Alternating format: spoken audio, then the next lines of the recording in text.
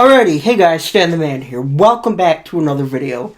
Today we are going to be continuing our countdown to WrestleMania. And the WrestleMania that we're going to be reviewing today is WrestleMania 34. This was all the way back in 2018 in Louisiana at the Superdome. And actually, not this coming up WrestleMania, but next year it's actually going to be here again, hosting WrestleMania 42. But, and I'm hoping to hopefully try and go to that one, but you know how that is. We'll see what happens with ticket prices and everything. But, yeah, guys, so without any further ado, let's get right into this. Now, the first match I'm going to start off with is Kurt Angle and Ronda Rousey taking on Stephanie McMahon and Triple H.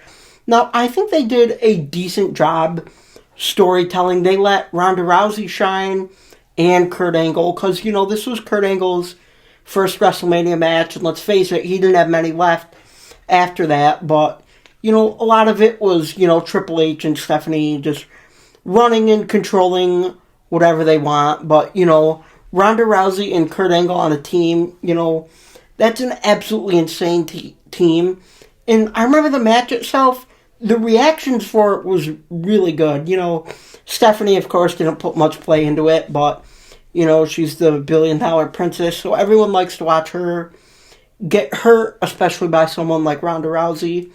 But I remember in the match, too, where Ronda Rousey picked up Triple H, like 250-pound dude, and hit him with the freaking Piper's Pit and all that. It was really good, and the crowd really reacted to it. I remember even Dana White was there, the UFC owner, when Ronda Rousey was there. And, you know, of course, the two won the match. It was a pretty good match.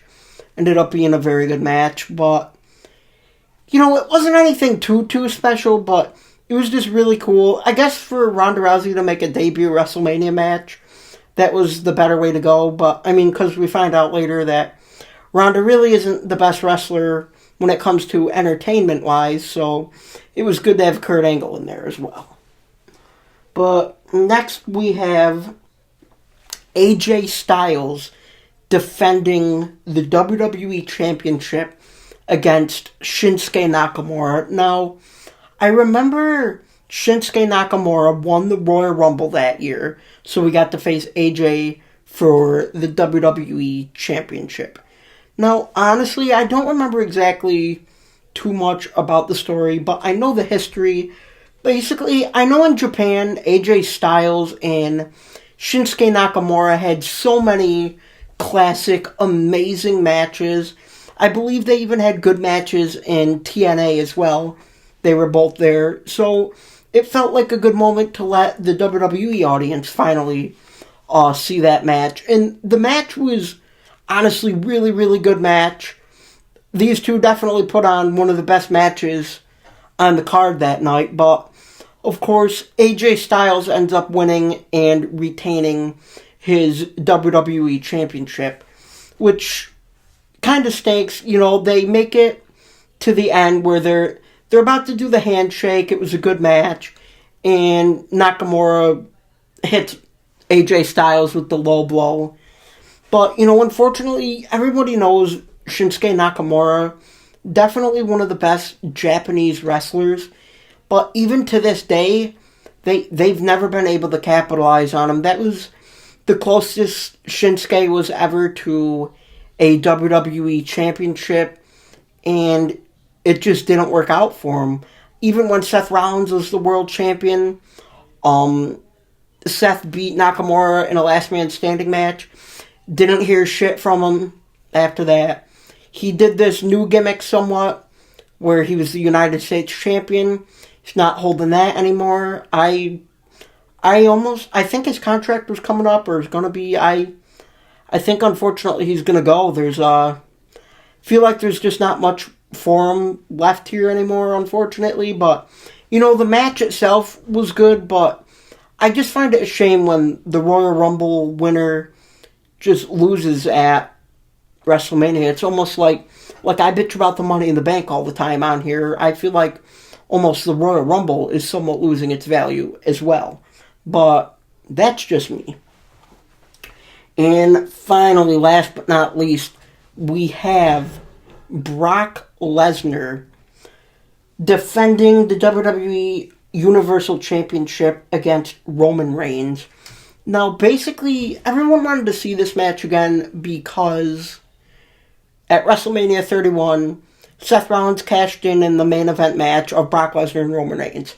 So they never got to finish their match. I remember there was so much, heinous attacks. I remember Roman Reigns was handcuffed and Brock Lesnar came and attacked him. Paul Heyman spraying, mace or some shit in his face. It's really funny looking back at that now, seeing how Paul Heyman's been in Roman Reigns' corner for all these years being his wise man. But, yeah, nonetheless, we make it there. But the problem is, no fans wanted to see this match again, apparently. Again, guys, the Roman Reigns hate was just so bad. They were chanting CM Punk during the match. Boring. They were chanting it was just so hard to really even focus. Like always, Roman Reigns was getting his ass kicked. I remember the spot where Brock Lesnar F5s Roman through the table. And I remember Roman cuts his head and he gets super, super, super bloody. He hits a few spears and shit like that. The blood was making it look personal and that.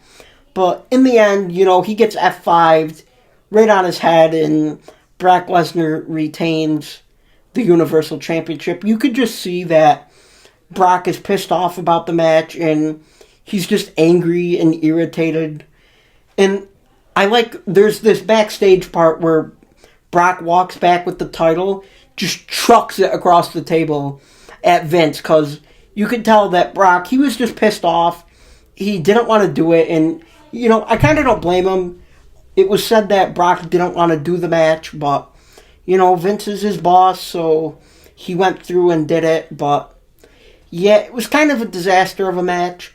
Fortunately, a few WrestleManias later, they were able to make it much better. But, yeah, overall, I wouldn't say that match was overall that good for really anybody. But, yeah, guys, that's going to be it for this video. If you haven't checked out any of these other WrestleMania Countdown videos, go ahead and check them out. And I will see you in the next video, where we will be reviewing WrestleMania 35.